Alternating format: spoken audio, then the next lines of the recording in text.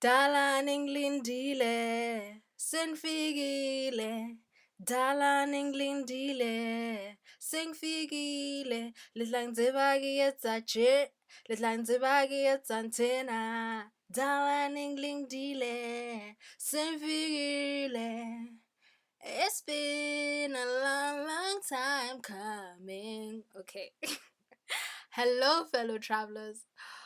Welcome and welcome back to the Pilari Presents South Africa podcast, which is a podcast that follows my tour of South Africa as a local, and it particularly focuses on cultural heritage tourism in the country. It's been a while since I last sat in this chair in my studio and recorded an episode for you guys. Let me first explain to you or try to explain to you what my studio looks like. So I prefer to call my studio Harry Potter's bedroom.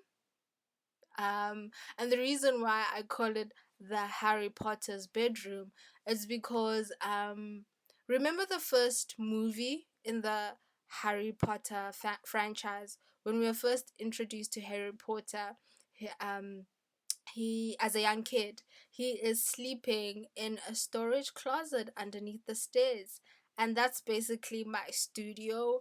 It is a storage closet underneath the staircase. So it's a mess, it's stuffy, there are a lot of things in here. There are camp chairs, there are old suitcases, there's a box filled with my course books from university. There are tools, the buckets filled with water because you never know with this country when we might go into day zero. Ladders. It's just a lot, but it is the best room in the house to record in because the sound is more insulated here, right? There's not a lot of there actually is no outside sound coming into the room, and there isn't much of an echo in here, so it's the best room to record in. I like it, besides the stuffiness. So that's why I call it Harry Potter's bedroom. I haven't officially named it that, but one day, I think when I do get an official professional studio, I might name my studio that. um, so it's been a while, and you're probably wondering, where have I been? When I first started this podcast, I was very adamant that I'm not going to be one of those podcasters who disappear on their audiences. Um, because as much as I am a podcast producer, I am also a podcast consumer. And so I do have favorite podcasters that I listen to. And when they disappear, it's so disappointing. And the wait is so, so torturous. especially especially when you're very much into what they have to say.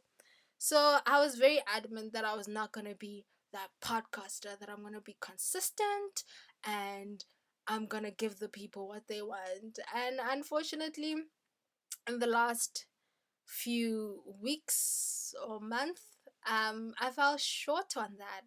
And why? Well, I did mention in my last episode that I am going through a couple of life changes. Still going through that. But I wouldn't say those life changes that have been so drastic that they are enough of an excuse for me to be gone for an entire month, 5 weeks. I've lost count of how long that has been. Um, yeah, so I don't think they're enough of an excuse. However, it was a difficult period these past few months. It was a period characterized by a feeling of uncertainty. And yeah, I guess that's why I just got off, because of that uncertainty and discouragement, so to speak. I've been freaking out, and yeah, I've been finding it hard to get onto the mic, because whenever I'd tell myself that, okay, today I am gonna get onto the mic, I'd start crying. And I'm like, I can't record like this, I can't record being such a mess. So yeah, there were a lot of tears, a lot of anxiety, a lot of worry. But I think, uh I'm still optimistic, I'm still positive. I still don't know what life is gonna look like after this, but I am strong enough to come to the mic and not fall apart in front of everybody. Basically. Yeah, so let's get into today's episode. This episode is going to be different because I have a lot to say. So instead of it being 30 minutes, I think that this podcast is going to be different. It's going to be much more longer. I'm thinking of making this an hour special, because, I've been away, so just give you something. I'm quite nervous about that, I have to admit, because I'm nervous. Am I amusing enough, appealing enough to hold people's attention for that long? And is my voice, can my voice endure um that length of time? So I'm quite nervous because this is the first time that I do such a thing where I'm certainly gonna go over 30 minutes. So do expect to be with me for at least an hour. Yes, I'm gonna try to keep it to an hour, but hey, I have so much to say because in this period when I was away, um, yes, I was not traveling, but I was doing a lot, and I want to share that with you guys because I feel like the things that I've been engaging with have been very relevant to the themes of this podcast. And so this is the second thing that makes this episode unique, because instead of talking about places or destinations, we are going to be talking about cultural objects, the cultural objects that I have been engaging with um, these past few weeks or 2 months, so to say. Um, the first one is a movie. No, no, no, no. The first one is a book. The second one is a movie. I hope I can discuss both in this episode alone, but I think that I might have, depending on time. Time is going to be the dictator of this episode, so I'm winging it, right? This episode is really unlike something I've done before, so I'm winging it. So if we get to the 1 hour mark, and as I still haven't done talking about the first production, which is the book, then I will have to end it there and discuss the movie in the next episode that's gonna follow this one. But I'm hoping I can discuss both. If I can't, it's fine. Then we'll make it into a two-part mini series, which is then gonna catapult us into talking about the next destinations that I want to discuss that are also relevant to the themes of these productions, especially the movie.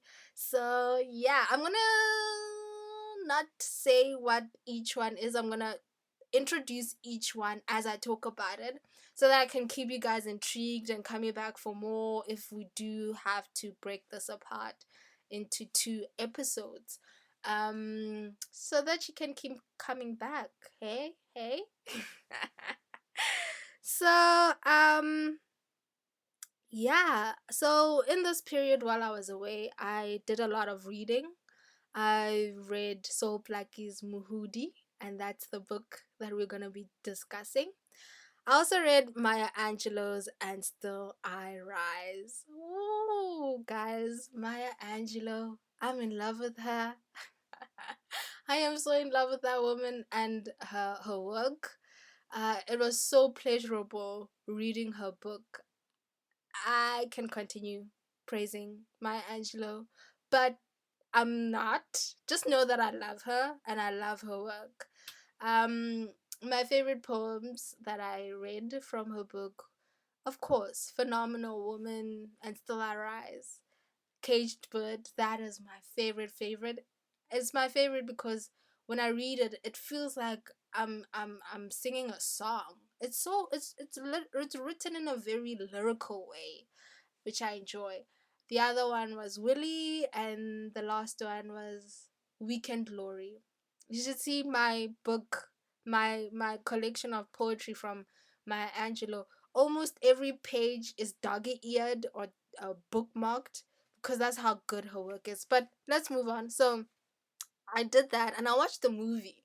But I'm not gonna introduce the movie. Should I? Should I not? I don't know. I don't know. We'll see. We'll let the tongue dictate that, since my tongue also has a mind of its own and can betray me. Okay? So, but for now, I am just gonna keep that one a secret. So, let's get into Mhudi. But one thing I want to say about these two productions is that um both of them, right, are about African female protagonist at the center of the narrative. I can give you that. I can give you that for now. Okay. So, and Mhudi is the first one. So, wow. You should see my notes, guys. They are so. You'd think I was studying for an exam on Soul Blackie and his book and the historical context in which it was written. I did a lot of research for this, and I'm finding it overwhelming looking at my notes because it's all over, and some of them are written in small, very small letters. If you were to look at my notes, some of you might have to squint to read what I have prepared for you guys. So let's start talking in order to start talking about Mhudi. Uh where do we begin? Do we begin with the book or do we begin with the author? Let's begin with the author. So Mhudi is a novel, a South African novel that was written by Soul Blackie, right? And Soul Blackie is a literary and political figure in South Africa. He's a literary figure in a sense that he is the first black man to write a novel and to write it in English. And um, he's a political figure in the sense that he was one of the founding members of the ANC. At the time, when it was first founded, it was called the South African Native National Congress, and it was founded on the 8th of January in 1912. And he was the first secretary general. I think that's what it's called. He was that. That was his title as the founding member of the ANC, right? And now it is the African National Congress. And for those who do not know what the ANC is, it's the leading political party in our government. It's the political party that holds the majority of seats in our parliament. So literally, it's at the head of our government. There are many other parties involved. We're a very democratic parliament, but just to give you a brief idea, is that the ANC is the political party that went on to liberate South Africa from apartheid, right? So it's the party that Nelson Mandela that was a part of when he was a part of that black liberation struggle or movement. So this is where Saul Blackie sits. He's a literary figure and he's a political figure. So he was an author, an intellectual, a lobbyist. He edited three newspapers. That's how amazing this guy was. And he wrote several books, including Mhudi. And the most popular one is Native Life in South Africa, I think. I think it's the most popular one. It's the one that I see the most in bookstores, whereas you'd say that Mhudi guys, you'd say that Mhudi is forgotten. That's how rare it is in our bookstores. But first, before we get into Mhudi, let's discuss Saul Blackie. He spoke eight languages, including Dutch, English, and German, in addition to the African languages that he knew.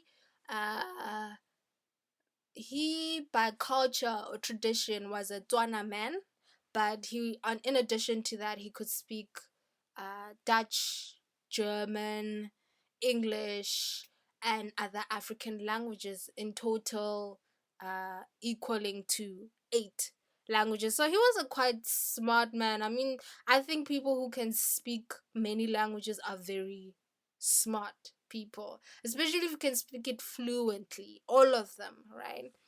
And he was, because of that ability to speak eight languages, he was an interpreter and a clerk in the magistrate court. Yeah.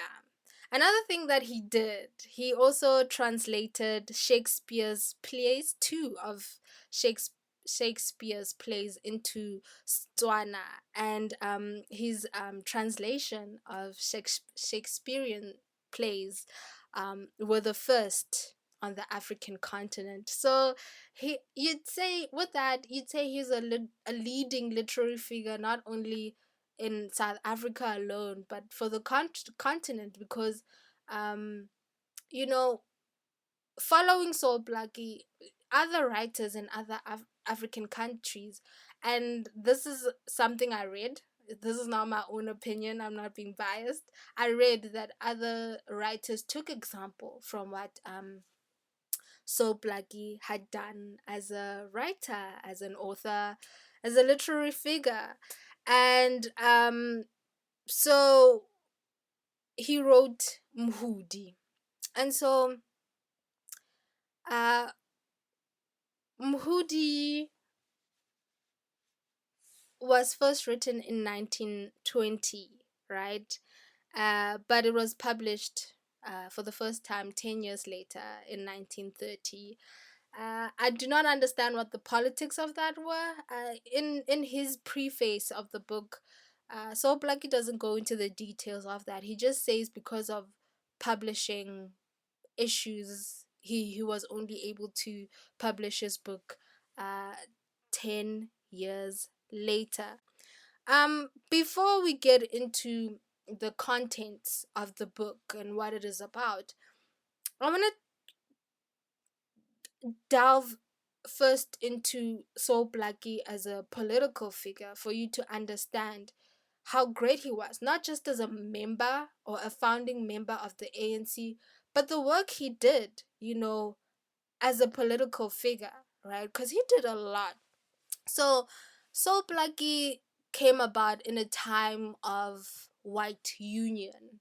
And so what that means is that, and he wrote his books within that time. So his literary and political career go hand in hand with one another. They're not two different things written at two different times.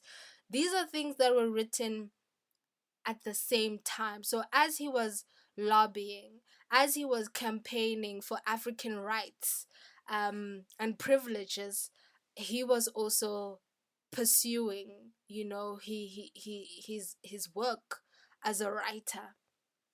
So it was written during. So he pursued his careers during this time called White Union. That's what I've dubbed it. And the White Union is the reconstruction following the South African Anglo-Boer Wars that happened in the late 1800s, early 1900s. So the British defeated the Boers, and so what had happened during that time, there were 4 colonies. 2 were of the British and 2 were of the Dutch or the Boers. Um, However, what happened during this time is that it seemed as if they were having economic disputes because each colony was doing its own thing. So they were not on the same page. So the White Union came about uh, to unite these 4 colonies under one flag. However, so it was a political solution for these economic disputes that were happening at the time. However, with this white union, it excluded African people, right? So I have a quote here that says it was a union in which Africans had no voice in the making of laws and no part in administration. They were voteless, had no right to buy or lease land. Blacks were necessary only to supply cheap labor without threatening economically the natural superiority of whites. Um, Therefore, the White Union was about a white governing community supported by a well treated, and I say that sarcastically because they definitely not were not well treated, and justly governed black workforce.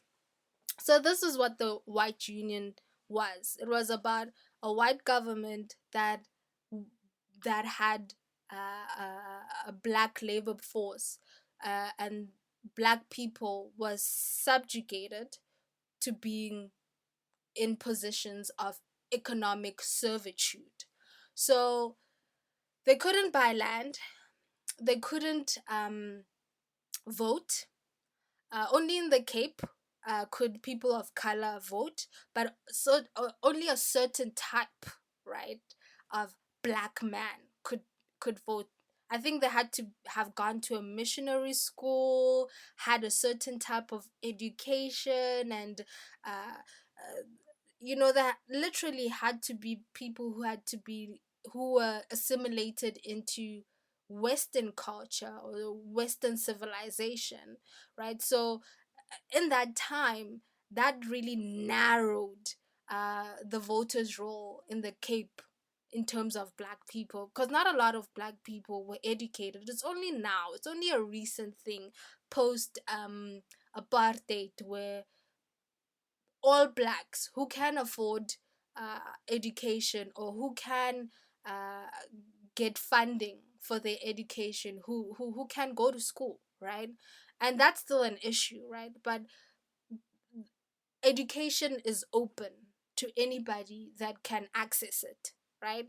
Whereas back in that time, that was not the case, right? It was only a few number of black people that could get a certain level of education.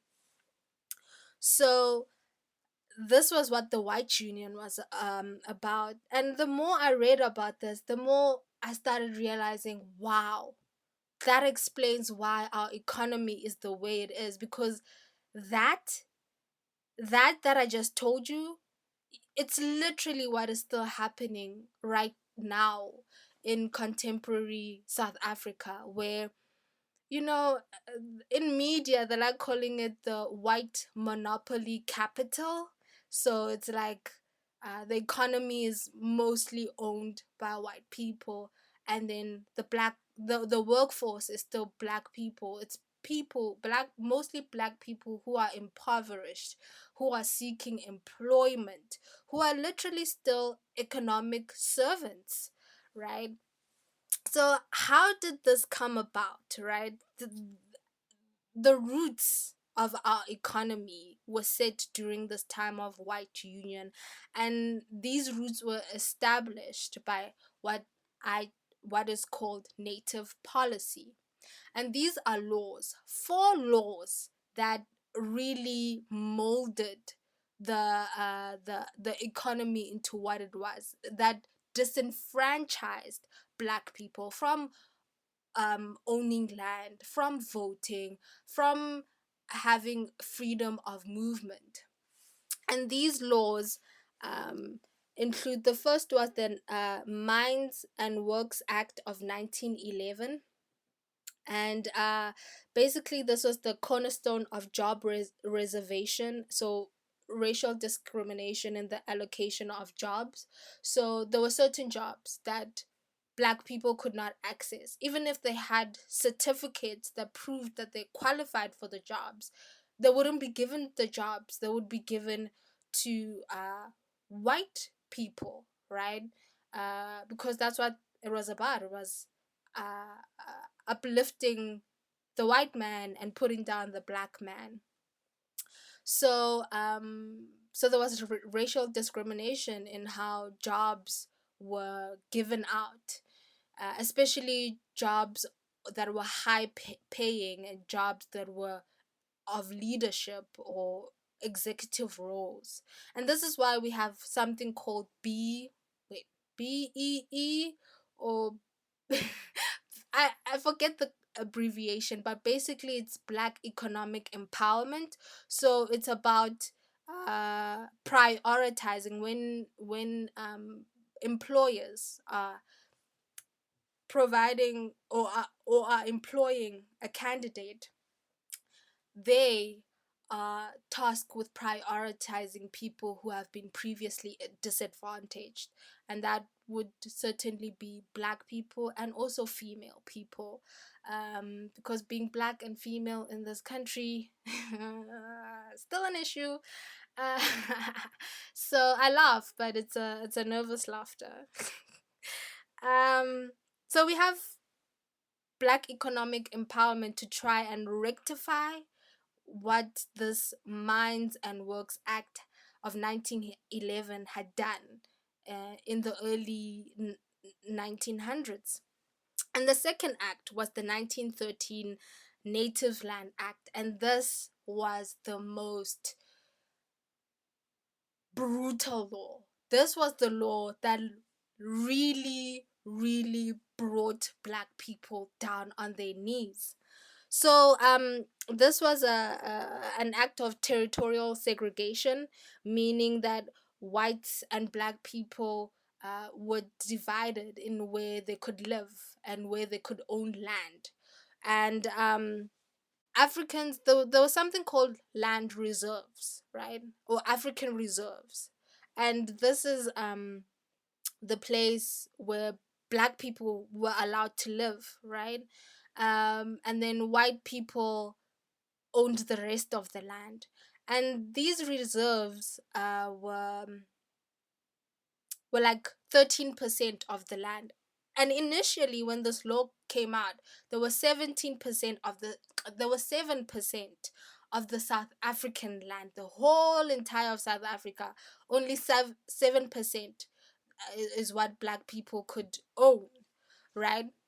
And so what happened with this is that it meant that uh, black people were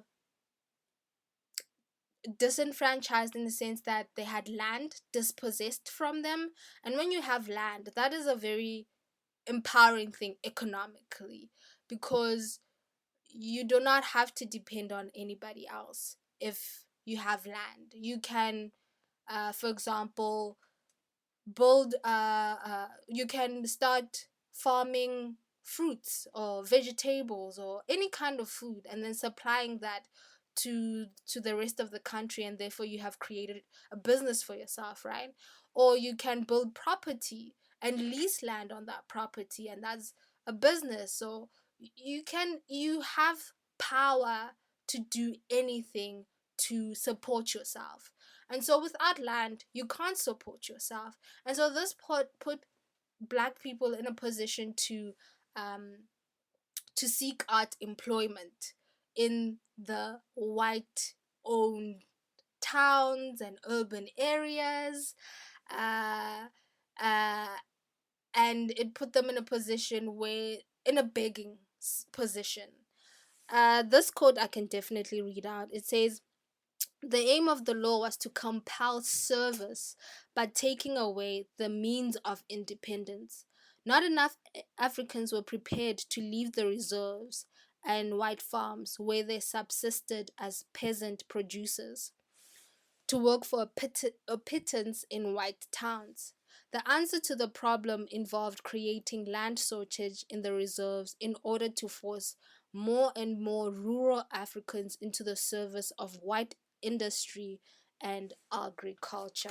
So that was the Native Land Act, and it was the most brutal of the four, um, because no land, no means of self-employment of or self-sustainability.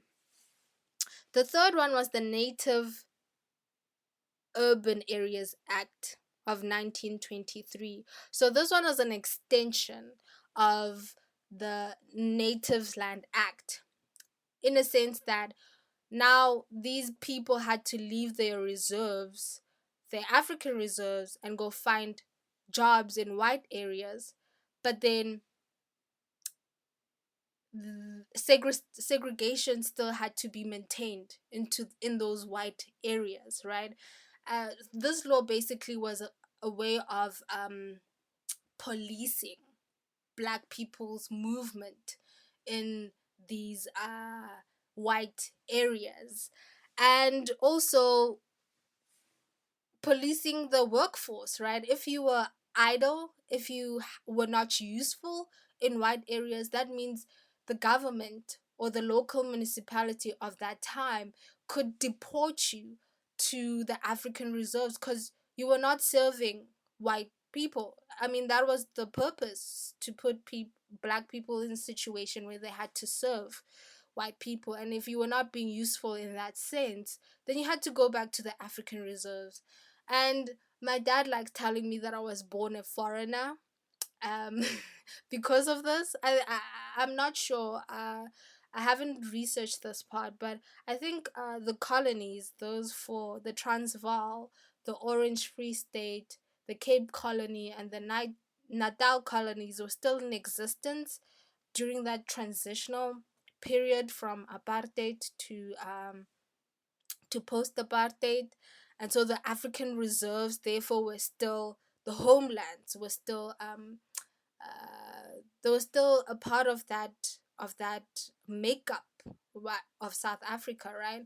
So I was born in that time, and so my dad says you were born a foreigner in your own country, because you could only belong to a certain part of the country, unless you were seeking out work. No longer a foreigner. I'm a South African native or a South African national, so that's no longer the case.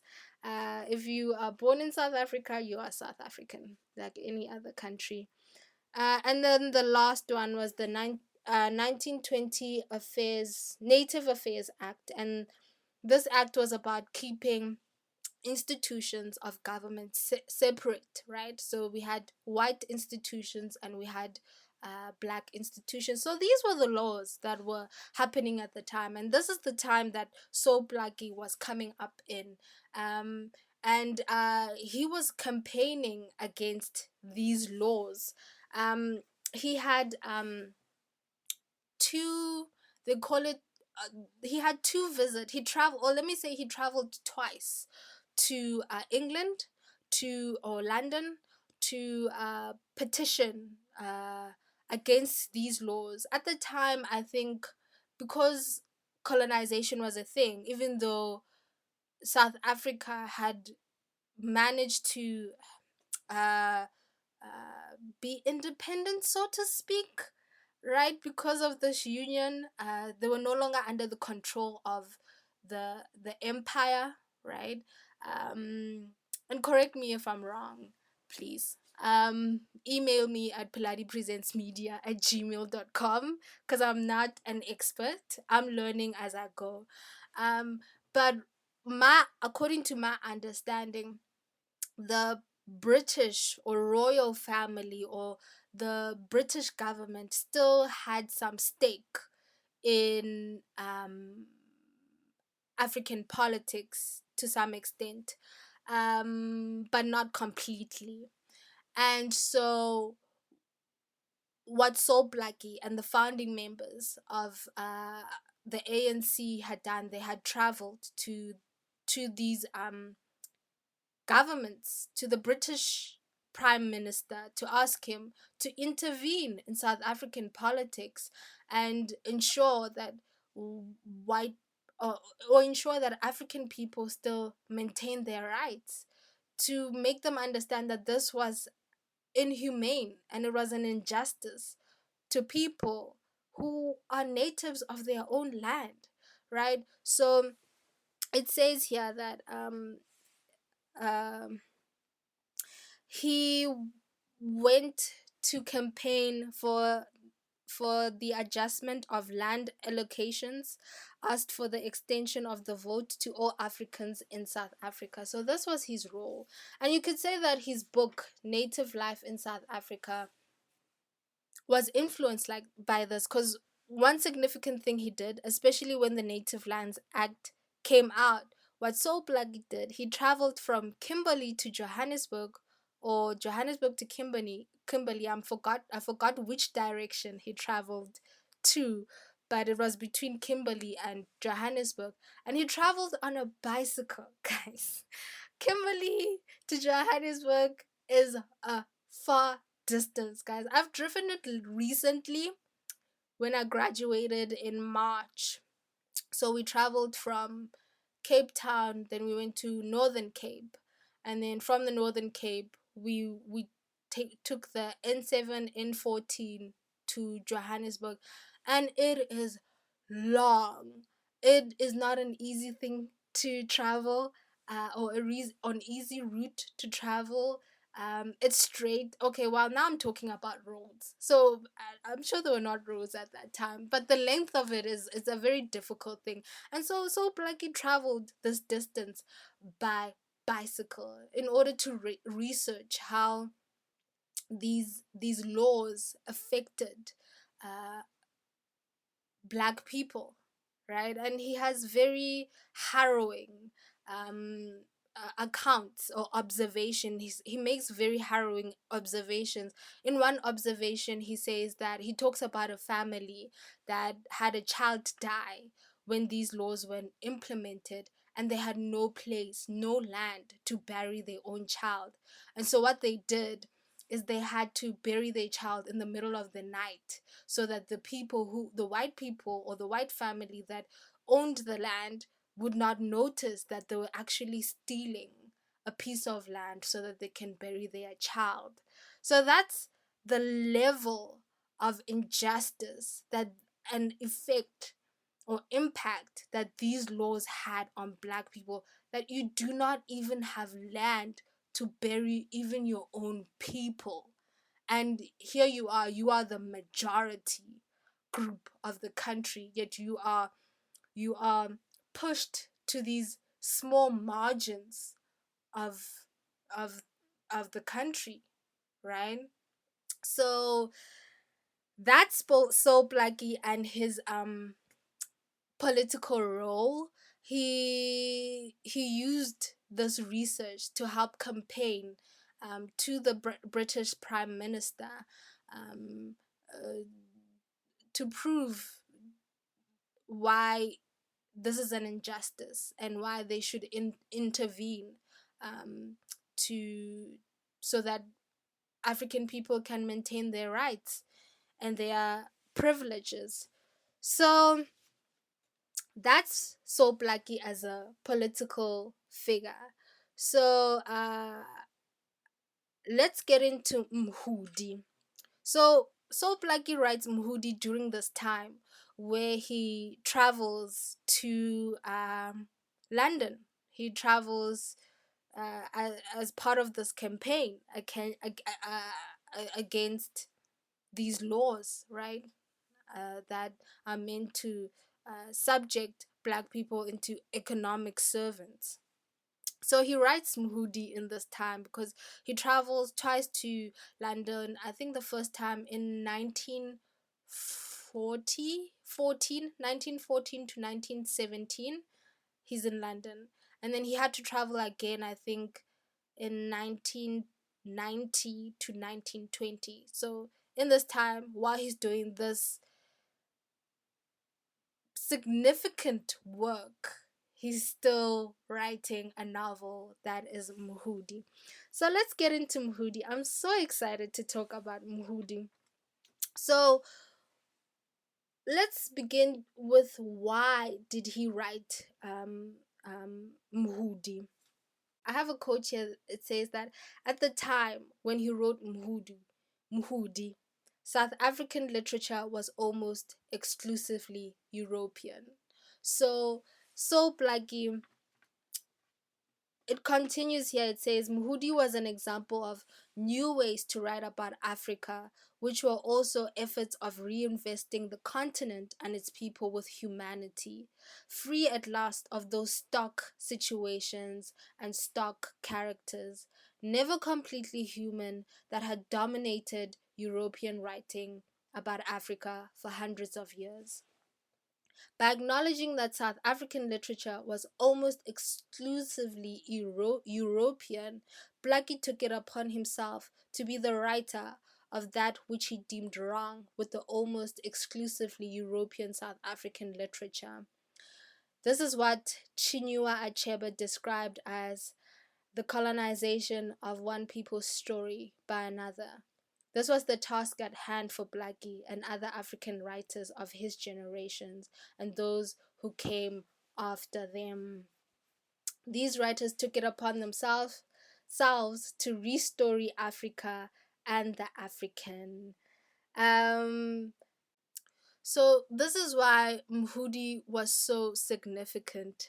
It was significant because, as this quote says, Mhudi is the work of a patriotic Mtswana, which has as its subject the Batswana people and the Setswana universe. It is inspired by and owes its being to the Setswana setting, history, and social cultural world. And so, how did I get to this? So, um, this episode, right, was initially inspired by the Essay Literary Week. Yeah, the Essay Literary Week and the World or International Literacy Day. Those are days that occur in September. And so I wanted to do something that that that fell into that theme, because I think travel is not only just something that we do in our bodies, it's also something that we can do in our minds. And so books are another way to travel if you do not have the means to to travel from one physical destination to another. And so I wanted to, explore a different way of traveling. And when I walked into the bookstore, I was looking for one book, a certain book. However, when I got there, I couldn't find the book. And so, because I'm that meticulous person, like, I have to double check. I just have to make certain that this book is not here.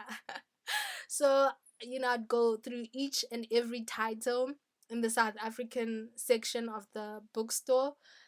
And that's quite interesting that in South Africa, the country, we have a South African section. I think the whole entire bookstores, all of them, should be South African first and then other countries following that. But that's not the case. So I would browse through that section looking for that particular book, and it's called Arola, A Journey into 10 Great African Civilizations by Zex Mda.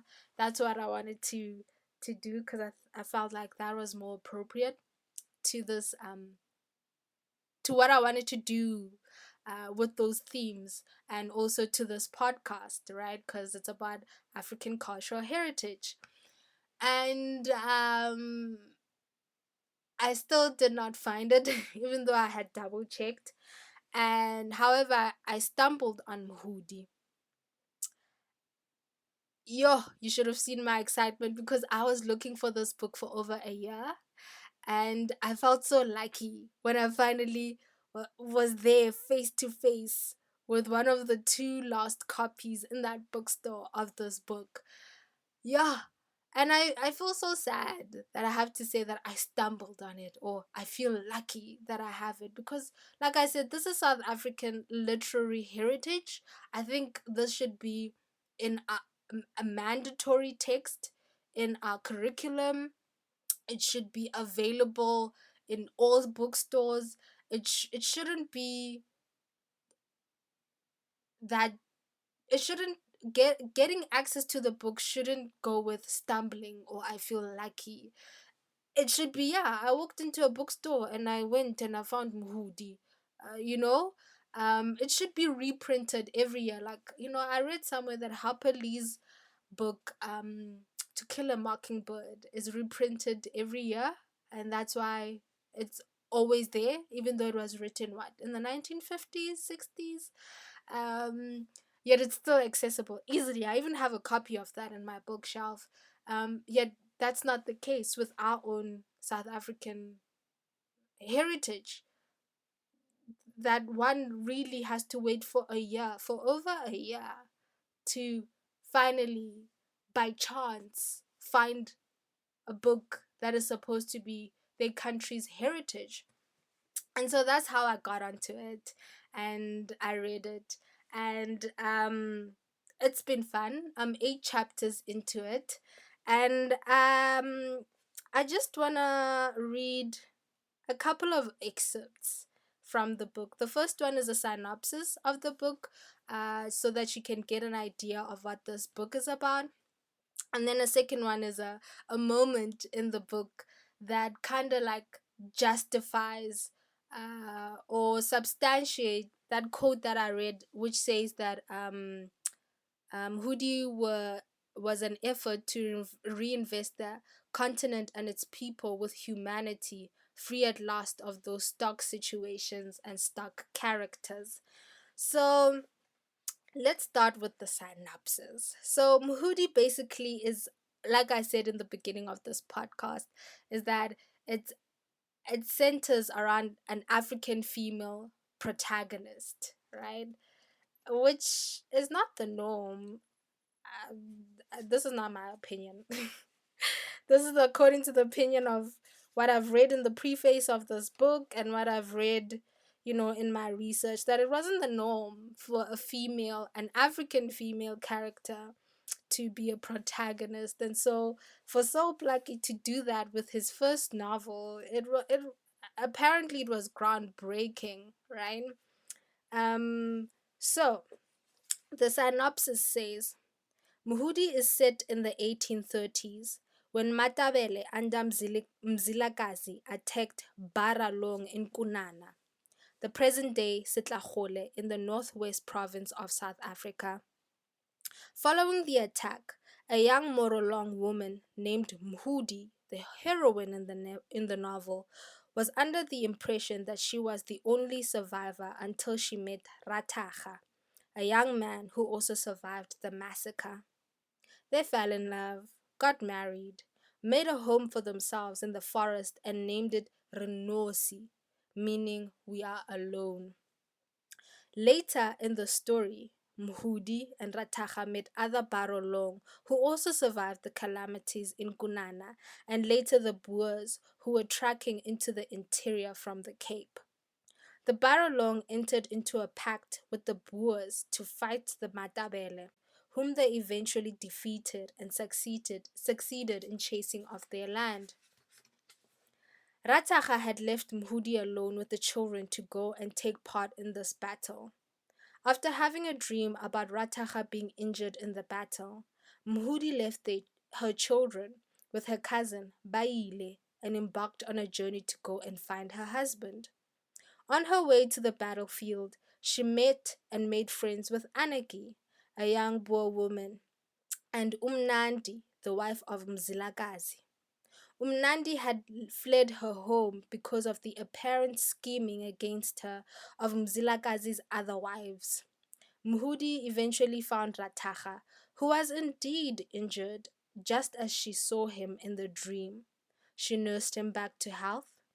After the battle, Mhudi and Rataha bade their new friends goodbye, got on the ox wagon gifted by Aniki and her husband, Devilius, and returned to join their people in Tabanchu.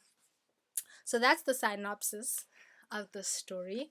I hope that sounds interesting to you guys. And this is me going off script of what I'm reading right now, just to explain who are the Matabele. The Matabele, in other words, are the Ndebele, right? This is the Setswana way of calling them. And then Ndebele was a group of people who had broken off from the Zulu kingdom to form their own tribe. And this resulted in the Ndebele, and in this case, the Matabele. I'm enjoying this book because, first of all, I'm learning about history. I've called this historical fiction. So this book is set in a real historical time, a real historical events that actually occurred. Um, it's like Titanic, the movie Titanic, where it's a real thing. It happened in history. However, what James Cameron and his creative team does, they put these two fictional characters at the center of the narrative, and these two characters being Rose and Jack, right? And so this is a similar thing here in Mhudi. This war between the Barolong, or this massacre, basically, because it doesn't sound like it was a war. Uh, yeah, it was a war, but it started as a massacre. So these events between the Matabele and the Barolong, which is a group of Tswana people, um, they really took place, right? And so Mhudi and Rataha are the main characters who are exploring, these events, through whose eyes we are seeing um, and learning about these events that took place. So that was interesting for me. I also liked the characters, they are so full, really. They are not basic, they are not predictable, and there are certain moments that were really interesting to me. And this is the excerpt that I want to read. And I'll later explain why this was interesting to me. And this is an excerpt from chapter 8, and it's called Strangers. And it reads, let me give you context before I get into this excerpt. So what happens is, right, the Barolong have been attacked by Mzilakazi's men, right, and they massacred. The brutalities that are described in this book, wow. So Mhudi survives, Rataha survives, and then they meet each other in the forest, right? It's first Rataha who arrives at this forest, and he lives in this forest alone for a while, and he's hiding because he doesn't know if Mzilakazi's men are still searching for remaining Barolong people so that they can, completely annihilate these people. So whilst he's in this forest, in walks in, or runs in, Mhudi, who's running away from a lion, right? And so she comes to Rataha and she asks him to chase this lion away. And Rataha, emboldened by this beautiful woman who has so much faith in him, uh, finds the courage to go and chase the lion away. So after this, they fall in love, they get married, and they build this life in the forest. And as we heard in the or read in the synopsis, is that they call it Renosi, which means we are alone, right? So they are alone in this forest, and they make it their own. And so this is where we come in, right? They've built this life, and so we arrive in chapter 8, which is called Strangers. Continuing their stay at Renosi, Rataha and his wife saw new moons wax and wane, and waning wax again, until one evening when he chanced to be walking out and thought he heard human voices. This caused him to climb the lookout tree in the enclosure, from which elevated position he saw the light of a fire some 600 yards off. He told his wife, and she agreed that he should go and examine a close quarters, for if the strangers were Matabele, she said, the two of them would have to leave their home and forthwith make good their escape. Rataha returned and told his wife that they were not Matabele, but a party of Korana hunters who were camping in the neighborhood. I find that interesting that they call it the neighborhood. Continuing. His appearance in what was known as an untenanted wilderness caused a great surprise among the hunters, who thought at first that their visitor was a ghost. Two of the Korana men could speak a few Setswana words. The meeting was very friendly, as the hunters brought him and his wife the first news of the world since their marriage. Mhudi had on that day made quantities of berry beer, of which the hunters partook with gusto. Batswana women, said Tonqon, the Korana leader, are noted for the excellence of their Kafirkon beer. But I have never heard that they could brew such fine beer without any corn. How do you manage it? He asked. I was on my way to Kunana last year to marry a Rolong woman when news of the massacre of their women and annihilation of their men reached us. They are clever, those bloody women, although I am surprised to hear that they cannot milk their cows. Only their menfolk can milk, for they learnt it from us while working for our people. Still, the plan would have worked well, as I was going to have a Kora wife to milk my cows and a Rolong wife to hew the fields for corn seeds and brew beer. The idea of the daughter of a hammersmith marrying a man whose language was as full of clicks as that of the wild Maswara was too hard for Mhudi's conception. The destruction of her people and burning of their homes seemed to have no effect on her tribal pride. She knew very little about the Korana. In all her life, she had never seen more than one, so that a group of them, nearly all sounding the Korana cliques in turn, was a spectacle so grotesque that she felt it difficult to believe that they understood one another. What a life, she thought, to be married to a man whose language a girl could not understand. What would have been my fate had I missed my husband and fallen in with these people? Why, a woman could not master their language in a lifetime. Barolong have crossed the desert at times and gone to Herero land. When they returned after 8 or 12 moons, they could speak the Kalahari and Herero languages fluently. But I have never met anyone who could master the clicks and gibberish of the Maswara. After nearly a whole night's talk, Rataha was persuaded to join the hunters who were now returning home to Maamuse. This was entirely against Mhudi's wish. She disliked the squint-eyed Korana headman, whose reckless conversation and crude manners did not appeal to her. Her husband, however, had made up his mind to give up Renosi, which for over 8 moons had been their home. He preferred to be near other people and so collect information concerning the fate of the remainder of his fellow tribesmen. So next day, Ratara and his wife joined Tonqong's party and proceeded to the land of the Koranas. So that's an excerpt from chapter 8. That's not the entire chapter though. It's just the beginning of the chapter. And I like it because it really puts humanity into those people and those moments.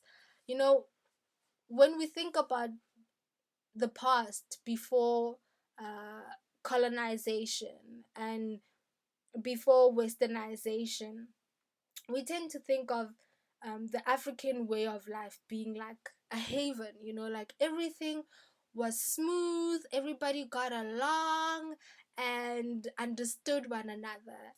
And so to see these two people who are from two different cultures and see Mhudi's dubiousness and suspicion, even though these strangers were kind to her and her husband, was quite humorous for me. I found it quite relatable because although I consider myself a good person, a person that is very open, I still have prejudices. And to see Mhudi, this person in a different time from me, still maintain those prejudices was quite relatable for me and quite interesting, and it really humanized her and humanized in, although this is a fictional character, but humanized the people of that time to understand that, you know, just like how we are prejudiced or judgmental or, you know, rude or, you know, just like how we are human now, they were also human back then. So I really enjoyed this moment, reading this moment, and there were other moments that I enjoyed. There's another instance, and I'm not gonna read it out because it's very long, but there was a moment where Rataha asks Mhudi twice, like, have you fallen in love before you met me? And you can see that Mhudi is trying to evade answering that question. The first time was she says that she tells him a story of how she chased the lion away while she and her friends were competing about competing over who could pick the most berries in the shortest amount of time. And during this competition, she stumbled, you know, in the presence of a lion and managed to chase it away, right? Instead of let fear get the best of her. And then the second time, she goes into telling a story about how after she had been initiated into her womanhood, which is a practice that is still practiced, well, in my culture is still practiced, where women get initiated into being women, or girls get initiated into being women, as a rite of passage that you are a woman now, right? So she tells the story that after that initiation, her family had lined up, I think, 12 to 20 suitors for her to choose from, to choose her husband. And she gives all these reasons why she rejected them. You know, she couldn't pick any of them. And I guess this must have pleased Rataha because uh, he never pushed answering that question. You, oh, he never pushed asking that question anymore, you know. So it was quite interesting reading such moments, and especially this one that I just told you about. I had that feeling where I just wanted to step into that scene and pull Mhudi away and be like, girl, what are you hiding from this man? Because even though she doesn't tell Rataha, she doesn't tell us too, you know, and it makes her so complex and so interesting because I just want to step in the scene and be like, girl, tell me why can't you just clearly say yes or no, I was in love before you? What are you hiding? Tell me. I won't tell Rataha, but tell me, you know, you can tell me. So those are the kinds of moments that you'll find in the book that are very interesting, that humanize African people and humanize them in that time where um, westernization was not yet widespread, right? And it makes them very appealing, right? And very um, relatable. There are other moments that I enjoyed. He writes a poem. I think one of two poems in the book. But I just want to read this poem just to show you the beauty or the I wouldn't say this is lyrical, but it comes close. It comes close to almost being lyrical. Uh, but just to show you his ability of writing and how diverse it is, and how you'll find there's a lot to enjoy in her book, in his book, in Soplaki's book. And there's a poem here that is recited by Rataha, and he recites it after this moment where Mhudi, I guess, gives him a pleasant answer to his question. And he says, I long for the solitude of the woods, far away from the quarrels of men, their intrigues and vicissitudes, away where the air was clean and the morning dew made all things new, where nobody was by save Mhudi and I. To me, speak not of the comforts of home. Tell me but where the antelopes roam. Give me my hunting sticks and snares in the gloaming of the wilderness. Give me the palmy days of our early felicity, away from the hurly-burly of your city, and we'll be young again. Aye, sweet Mhudi and I. So those are a few excerpts that I've identified in the book to read for you guys. I do recommend that you go get this book because it's worth it. I think it's a must-have, especially as a South African. And I know I say that with a pinch of salt. I think if it makes sense. Because I know I'm aware that this book is not easily accessible. Like I said, I stumbled on my copy of the book. But if you do also stumble on the book, I suggest that you get it. Do not hesitate, although it was quite pricey. Books, unfortunately, in this country are pricey, and I can understand why we do not have a reading culture, because that's another factor. It's also inaccessible in terms of economics. This was 200 rand, but for me, like, a book is a worthy investment. Um, so that's why I can easily pay 200 rand, because I think you can never go wrong with collecting good books, and this is one of them. Although I'm still 8 chapters in, but so far I hope the excerpts that I've read um show you the brilliance of Soulpluggy, and show you that his work is worth reading, and that this book is worth having. um so I suggest that you get it if you're South African. If you are an international listener and you do have access to it, do also get it, because you might learn something about. You might not learn about contemporary South African culture, but you will learn about South African history. You get to learn, especially the Tswana people of this country. Um, you get to learn their history and what happened, because these events, it's something that pops up also in actual history books. Uh however uh, uh um so Blackie paints a humanizing story, of those events. So do get that. You might learn something about the Tswana people, learn something about South African history in general, because it's not only the war or the massacre, the battle is not only a history of the Tswana people, although they were primarily the victims of it, but it's also the story of the Boers and the uh, Matabelo, or the Ndebele tribe, a group of people. So do get it. I'm looking at time, guys. Wow. I did tell you. I did warn you, didn't I? That you're gonna have to sit with me for at least an hour. So I think it's best to leave it there. Um yeah, I think it's best to leave it there. I won't be able to get into my second production. However, that gives you incentive to tune in the next episode where I'll be talking about a movie that I engaged with. It's quite almost similar to Mhudi.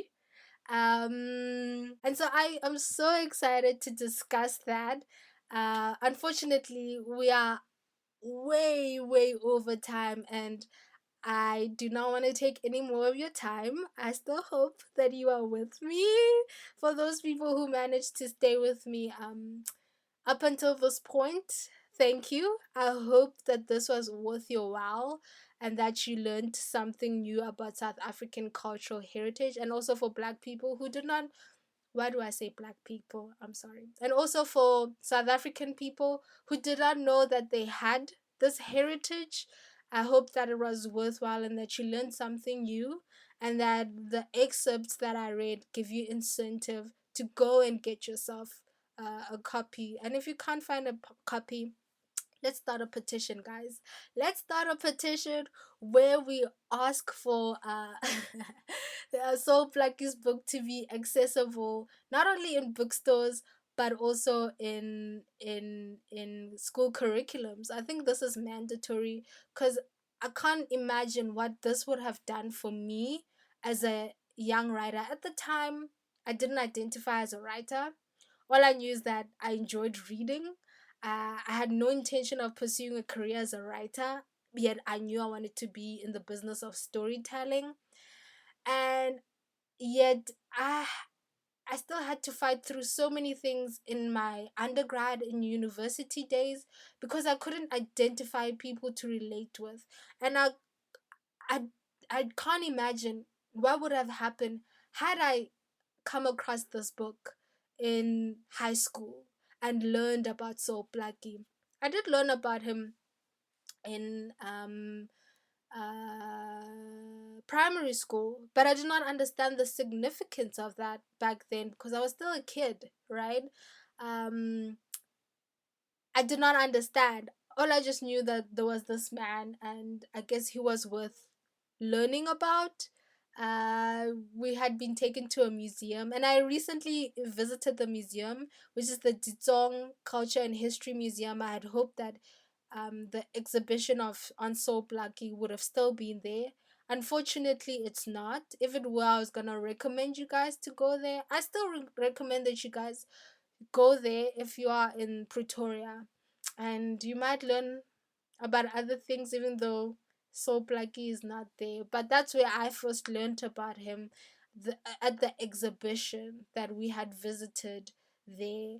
Um, so I wish that not only was it just that exhibition, but it was his books too, to learn that somebody who's from your country, who looks like you or is from the same group of people as you, wrote a book that went on to be prized not only by South Africa but the world as well. Because I have a quote here that says, Blackie's work, especially Mhudi, a native life in South Africa, continue to draw the international attention of scholars and inspire works of art over a century after they were written. So, yeah, I'm going to leave it there. uh, this is an official goodbye.